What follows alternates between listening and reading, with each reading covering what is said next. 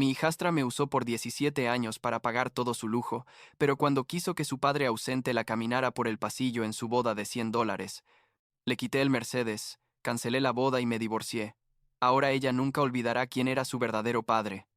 Tengo 54 años. Trabajo en consultoría financiera y necesito contar esta historia porque lo que pasó hace unos meses básicamente destruyó mi familia. O bueno, lo que yo creía que era mi familia. La cosa es que pasé 17 años. Literalmente 17 años completos, siendo padre de una niña que no era mía biológicamente. Y al final me trataron como si fuera invisible, como si no existiera. Y sí, sé que suena dramático, pero espera a que te cuente todo porque créeme que no estoy exagerando ni un poco. Conocí a Victoria cuando yo tenía 37 años, ella 35, y su hija Isabelle tenía 9. Nos conocimos en un evento de networking, ya sabes, esas cosas corporativas aburridas donde todos pretenden estar interesados en lo que los demás hacen, y honestamente ella me pareció increíble desde el primer momento. Era inteligente, divertida, tenía esta energía que me atraía, y cuando me contó que era madre soltera, no me importó para nada, tipo, yo nunca había querido tener hijos propios, pero tampoco era algo que me molestara. En nuestra tercera cita conocí a Isabelle, una niña linda, algo tímida, con ese pelo rizado que se le alborotaba todo el tiempo, y me cayó bien de inmediato. No sé, supongo que pensé que podíamos ser una familia funcional, ¿sabes? El papá biológico, Travis Bennett, básicamente no existía en la vida de Isabelle.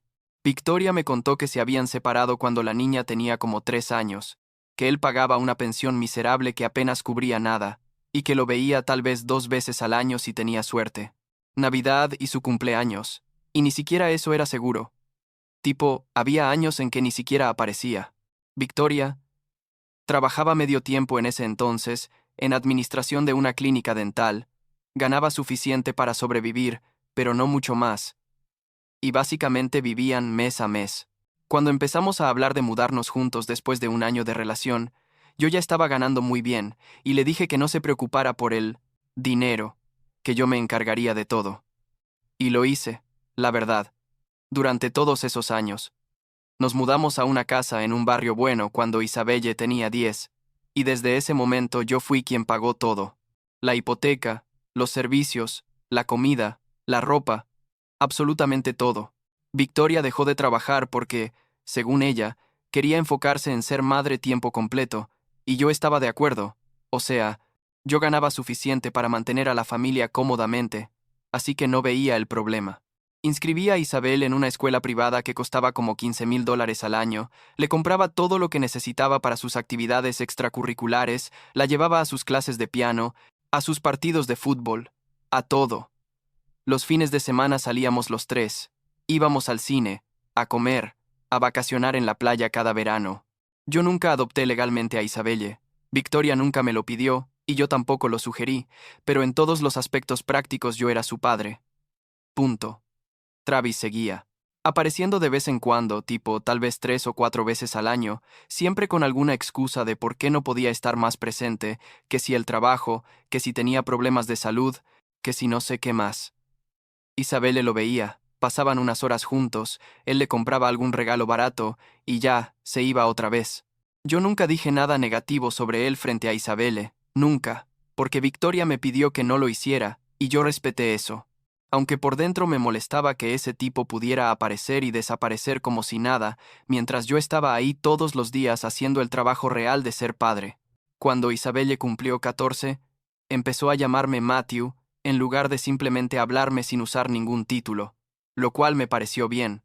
O sea, nunca le pedí que me dijera papá ni nada, pero tampoco me molestó. Teníamos una buena relación, creo. Ella me contaba cosas de la escuela, me pedía ayuda con la tarea, veíamos series juntos. Cuando cumplió 16, le compré su primer auto, nada exagerado, un Toyota usado en buen estado, y ella estaba feliz. Para su graduación de preparatoria le compré un Rolex, uno de los modelos para mujer que costó como $8,000, y se puso a llorar de la emoción cuando lo abrió. Travis estuvo en la graduación, por cierto, sentado en las gradas como si fuera un papá normal, y nadie que no conociera la situación habría sabido que ese tipo básicamente no había estado presente en su vida. La universidad fue otro tema. Isabel quería estudiar marketing en una universidad privada que costaba $30,000 al año. 4 años. Matrícula completa. Alojamiento. Libros. Todo. Hagan las cuentas. Son como $120,000 más o menos. Aunque terminé pagando como 90, porque conseguí algunas becas parciales. Travis no aportó ni un centavo. Literal.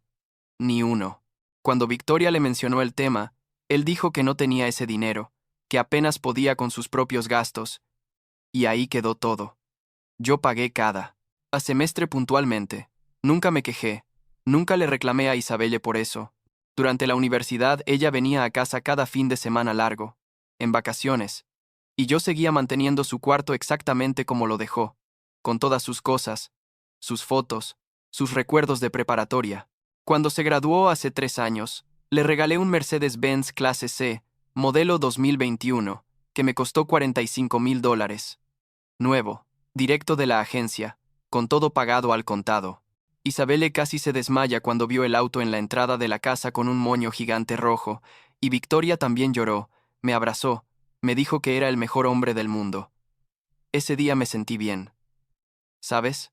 Como que todo el esfuerzo, todo el dinero, todo el tiempo, valía la pena porque ellas eran mi familia y yo las amaba. Suena cursi, pero así me sentía. Isabelle consiguió trabajo en una agencia de marketing después de graduarse. Ganaba un salario decente para alguien recién egresado, y aunque ya podría haberse mudado, sola decidió quedarse con nosotros un año más mientras juntaba dinero. Yo no le cobraba renta, obviamente. Victoria tampoco trabajaba todavía, así que yo seguía manteniendo la casa completa. Isabelle conoció a Alexander en su trabajo. Un tipo que trabajaba en finanzas, venía de una familia bien, con dinero, el típico chico que fue a buenas escuelas y tenía ese aire de privilegio que se nota a kilómetros. Era educado conmigo. Correcto. Pero nunca sentí que realmente me tomara en serio. Tipo, siempre tuve la sensación de que me veía como el novio de la mamá de su novia y ya, no como una figura paterna importante en la vida de Isabelle. Hace 1 año y medio, Isabelle se mudó con Alexander a un departamento en el centro, y yo le ayudé con los gastos de la mudanza. Le compré algunos muebles, le di como $5,000 para que tuviera un colchón financiero. Nos seguíamos viendo seguido, cenábamos juntos una vez por semana más o menos, y todo parecía bien. Y entonces, hace 8 meses, Alexander le propuso matrimonio. Fue una propuesta elaborada, con fotógrafo y todo, en un restaurante frente al mar, y cuando Isabelle nos llamó para contarnos Victoria, y yo estábamos emocionados. O bueno, yo estaba contento porque ella estaba feliz, aunque por dentro ya empezaba a preguntarme cómo iban a manejar todo el tema de la boda, considerando que Travis seguía siendo parte de la ecuación. La planificación de la boda empezó casi inmediatamente. Isabel y Victoria se obsesionaron completamente. Pasaban horas hablando de flores, de vestidos, de decoraciones, de venues. Yo asumí que en algún momento me iban a involucrar, ya sabes, para hablar del presupuesto o algo, pero las semanas pasaban y nadie me decía nada concreto. Cuando preguntaba algo me respondían con vaguedades, tipo, ya te contaremos, Matthew, no te preocupes. O, todavía no hemos decidido nada. Me pareció raro, pero no le di muchas vueltas al asunto. Supongo que pensé que estaban en la mitino, fase de soñar con todo, y que luego vendrían a hablar conmigo de los números reales. La boda se programó para dentro de 9 meses desde el compromiso. Iban a ser 350 invitados, en un venue de viñedos que se veía increíble en las fotos que Victoria me mostraba. Catering gourmet, bar abierto toda la noche, banda en vivo, fuegos artificiales al final, todo súper elaborado. Cuando finalmente pregunté cuánto iba a costar todo Victoria, me dijo que todavía estaban viendo opciones, pero que probablemente entre 80 y $100,000. Y yo me quedé callado procesando esa cifra. Es mucho dinero, obviamente, pero tampoco es que fuera a dejar que Isabelle tuviera una boda mediocre después de todo lo que habíamos construido juntos todos esos años. Lo que empezó a molestarme fue que me excluían de las reuniones de planificación, y Victoria e Isabelle iban juntas a ver venues, a reunirse con wedding planners, a probar comida del catering, y nunca me invitaban. Cuando les preguntaba, ¿por qué no me avisaban? Me decían cosas como, es que eran citas rápidas, o se nos olvidó mencionarte, o esto es más cosa de mujeres, Matthew. No te ofendas. Cada vez que lo mencionaba Victoria me decía que estaba siendo sensible, que ellas solo querían que la boda fuera perfecta, y que yo me iba a encargar de la parte financiera que era lo más importante. Esa frase me quedó grabada, la parte financiera que es lo más importante, como si mi único rol fuera ser la chequera andante. Y entonces, llegaron las invitaciones. Victoria las trajo a casa hace como 4 meses, súper emocionada, para enseñármelas antes de que las enviaran. Eran elegantes, papel grueso, color marfil con letras doradas. Muy bonitas, la verdad. Las abrí y empecé a leer. Victoria Martínez y Travis Bennett tienen el honor de invitarlo a la boda de su hija Isabelle, decía la primera línea. Leí esa línea 3 veces. Literal, porque no podía creerlo. Travis Bennett, el tipo que había visto a su hija, tal vez 30 veces, en 17 años, estaba listado como el padre, en la invitación, y yo, el que había pagado absolutamente todo, el que había estado ahí cada día, no aparecía por ningún lado. Victoria debió ver mi cara porque inmediatamente empezó con Matthew. Es que legalmente Travis es su padre. Era lo más simple. Y yo le dije, ¿lo más simple? Después de 17 años de mantenerlas a ambas, de pagar cada cosa, ¿yo no merezco ni una mención en la invitación de boda de la niña que crié? Ella se puso a la defensiva. Me dijo que no fuera dramático, que todo el mundo sabía el rol que yo había jugado en la vida de Isabel y que no necesitaba estar en un pedazo de papel para validarlo. Isabel estaba ahí también y no dijo nada, absolutamente nada, solo miraba su teléfono mientras su mamá y yo discutíamos. Eso me dolió más que cualquier otra cosa, ¿sabes? Que ni siquiera tratara de defenderme o explicarme por qué habían tomado esa decisión. Pero bueno, me tragué la frustración, otra vez, porque no quería arruinar este momento importante para Isabelle. Pensé, ok, la invitación no me incluye, es una estupidez, pero puedo vivir con eso si el resto de la boda reconoce mi rol. Grave error de mi parte asumir eso. Un mes después, organizamos una cena en un restaurante exclusivo del centro para que ambas familias se conocieran oficialmente antes de la boda. Yo hice la reservación, en uno de esos lugares donde necesitas reservar con 2 meses de anticipación y donde el menú de degustación cuesta $200 por persona. Éramos 12 personas en total: Victoria, Isabel, Alexander, los padres de Alexander que se llamaban Diana, y Henry, algunos hermanos de Alexander, Travis con su nueva novia, y yo. La cuenta iba a ser mía, obviamente. Todos lo sabían. Nadie ni siquiera pretendió ofrecer compartir gastos. La cena empezó bien, todos educados, conversación agradable sobre la boda, sobre los planes de Isabel y Alexander para el futuro. Diana y Henry eran gente nice, con plata claramente, pero no presumidos, hablaban de forma normal. Travis estaba ahí con su novia, una mujer como 15 años menor que él, y él actuaba como si fuera el padre del año, contando anécdotas de cuando Isabel era pequeña, que probablemente ni siquiera recordaba bien porque no estuvo presente para vivirlas.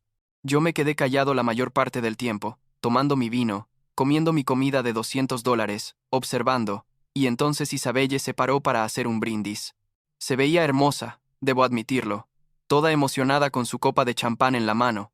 Empezó agradeciendo a Alexander por ser su persona, a los padres de Alexander por recibirla en su familia, a Victoria por ser la mejor mamá del mundo, y luego se volteó hacia Travis y dijo, y quiero agradecer especialmente a mi papá, Travis, quien ha sido mi roca toda mi vida, y quien va a caminar conmigo por el pasillo en el día más importante de mi vida, mi roca. Sus palabras exactas fueron, mi roca. El tipo que la veía 2 veces al año era su roca. Y yo, el que había pagado su educación completa, su auto, su universidad, esta cena, la boda, yo ni siquiera merecía una mención. Todos brindaron, dijeron salud, tomaron champán, y yo me quedé sentado ahí con la copa en la mano, sin levantarla. Victoria me miró tipo, por favor no hagas un show. Y yo solo sonreí. Esa sonrisa falsa que pones cuando estás hirviendo por dentro pero no quieres explotar. Dejé que todos terminaran de tomar, y entonces me paré. Todos se quedaron callados, y dije, antes de que pidamos el postre, quiero hacer un anuncio. Pueden sentir el ambiente tenso inmediatamente. Victoria me miraba con pánico, Isabelle confundida. Dije, he escuchado todo lo que han dicho esta noche, y me parece maravilloso que Travis vaya a caminar a Isabel por el pasillo. Sinceramente me emociona por ambos. Y ya que él va a tener ese honor, tiene todo el sentido del mundo que también se encargue de pagar la boda. Así que Travis, la cuenta de esta cena y todos los gastos de la boda son tuyos. Felicidades. El silencio que siguió fue incómodo a un nivel que no puedo ni describir. Travis me miraba con la boca abierta. Isabelle se había puesto pálida. Victoria intentó agarrarme del brazo, pero yo me solté. Diana y Henry intercambiaron miradas tipo, ¿en qué nos metimos? Alexander estaba paralizado. Dejé mi servilleta en la mesa. Le dije al mesero que cualquier cosa que ordenaran después, se la cobraran al señor Bennett, señalando a Travis, y salí del restaurante. Me subí a mi auto y manejé a casa. Las manos me temblaban en el volante y sentía como si fuera a vomitar, pero también me sentía extrañamente liberado. ¿Me explico? Victoria llegó como 2 horas después, furiosa. Entró a la casa gritando, diciéndome que cómo me atrevía a humillarla así frente a la familia de Alexander, que yo era un egoísta, que estaba arruinando la boda de Isabelle por mi orgullo. Herido. Le dije, Victoria, pasé 17 años manteniendo a tu hija, pagué cada cosa que ha necesitado desde que tenía 9 años.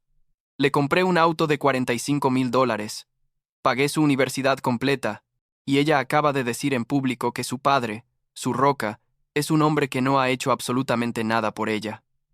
¿Y yo soy el egoísta?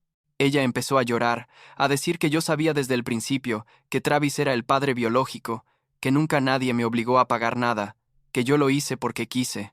Y tenía razón técnicamente, nadie me obligó, pero eso no significa que no esperara un mínimo de reconocimiento o gratitud después de tanto tiempo y tanto dinero. Esa noche dormimos en cuartos separados, y al día siguiente empecé a hacer llamadas. Llamé al venue del viñedo y cancelé la reservación. Perdí el depósito de $5,000, pero me daba igual. Llamé al catering y cancelé. Al florista y cancelé. A la banda y cancelé. Al fotógrafo, al videógrafo, a la empresa de renta de sillas y mesas, al bartender, a todos. Cada vendedor que habíamos contratado y al que yo iba a pagar, recibió una llamada mía cancelando sus servicios. Algunos me hicieron preguntas. Les dije simplemente que había un cambio de planes y que no se preocuparan por los depósitos que se iban a perder. Después de eso fui al banco y moví todo el dinero de nuestra cuenta conjunta a una cuenta personal que abrí ese mismo día. Eran como $180,000, ahorros de años que técnicamente eran míos porque yo era quien los había generado. Victoria nunca trabajó ni un día durante nuestra relación. El Mercedes de Isabel estaba registrado a mi nombre, así que contraté un servicio de grúa, lo mandé traer a mi casa y esa misma tarde lo puse en venta en línea. Lo vendí 3 días después en $50,000 a un distribuidor de autos usados que vino, lo revisó y me pagó en efectivo. Todo legal, todo correcto. El auto estaba a mi nombre y yo podía hacer con él lo que quisiera. Isabel empezó a mandarme mensajes, como 50 mensajes en 2 días, diciéndome que cómo podía hacerle esto, que yo estaba arruinando su vida, que ella me había querido siempre como a un padre, que por favor reconsiderara. Le respondí una sola vez, le dije, Isabelle, si me querías como a un padre tuviste una forma muy extraña de demostrarlo. No volví a contestar ninguno de sus mensajes después de eso. Victoria me confrontó de nuevo, esta vez más calmada pero igual de molesta. Me dijo que yo estaba actuando como un niño, que esto era ridículo, que Travis ni siquiera podía pagar la boda porque no tenía ese dinero. Le dije, no es mi problema. Si Isabelle quiere que él la camine por el pasillo, entonces él puede encontrar la forma de pagar por ese privilegio. Victoria me acusó de ser vengativo, de no querer a Isabelle realmente, de haber estado contando cada centavo que gasté en ella todos estos años esperando algo a cambio. Y ahí me enojé de verdad. Le grité que no era sobre el dinero, que era sobre respeto básico, sobre reconocimiento, sobre no ser tratado como un fantasma después de haber dado todo por ellas durante casi 2 décadas. Travis me llamó también, lo cual fue surreal. Me dijo, mira Matthew, sé que las cosas se salieron de control, pero ¿no crees que estás exagerando un poco? Es solo una boda, déjalo ir. Le dije, Travis, tú no tienes ni idea de lo que significa criar a un hijo día a día, año tras año, así que no me vengas a hablar de dejar cosas ir. Él se molestó. Me dijo que yo no era el padre real de Isabel y que necesitaba aceptar eso. Le colgué. Isabel le fue a la casa. Victoria la dejó entrar con su llave, y la encontré en la sala llorando cuando llegué del trabajo. Me senté frente a ella y no dije nada, solo esperé. Ella empezó a hablar, a decir que ella sabía que yo había hecho mucho por ella, que estaba agradecida, que no quiso herirme. Le pregunté, «¿Entonces por qué lo hiciste? ¿Por qué me excluiste de todo? ¿Por qué Travis es quien te camina por el pasillo cuando yo fui, quien te llevó a tu primer día de escuela, a tus partidos, a la universidad?» Ella dijo que Travis es su papá biológico y que siempre lo va a hacer, que no podía cambiar eso, que no quería lastimarlo excluyéndolo de su boda. Le dije, ¿pero lastimarme a mí estaba bien? Ella no supo qué responder. Se fue llorando. Una semana después, Victoria vino con una carta manuscrita de Isabelle, tipo esas cartas largas de varias páginas, donde te piden perdón y explican todo lo que sintieron. La leí. Decía básicamente que ella entendía por qué yo estaba dolido, que debió haberme incluido más en la planificación, que debió reconocerme en su brindis, que cometió un error. Pero en ninguna parte de esa carta de 3 páginas decía que Travis no iba a caminar con ella por el pasillo, o que iba a cambiar las invitaciones para incluirme, o que realmente entendía la magnitud de lo que había hecho. Era una disculpa superficial para que yo volviera a abrir mi chequera, nada más. Le dije a Victoria que la respuesta era no, que no iba a pagar la boda, que mis decisiones eran finales. Ella me preguntó entonces, ¿qué iba a pasar con nosotros? Con nuestra relación. Le dije honestamente que no lo sabía, que necesitaba tiempo para pensar. Pasaron 2 semanas más. La fecha de la boda se acercaba, y al parecer Alexander y sus padres se negaron a cubrir los costos completos de la boda. Tipo, ofrecieron pagar su parte pero no todo, lo cual era razonable, considerando que tradicionalmente, la familia de la novia paga la mayor parte. Sin venue, sin vendors, sin dinero, la boda oficialmente se canceló hace como 6 semanas. Isabel me mandó un último mensaje, diciéndome que esperaba que yo estuviera feliz arruinando el día más importante de su vida. No le respondí.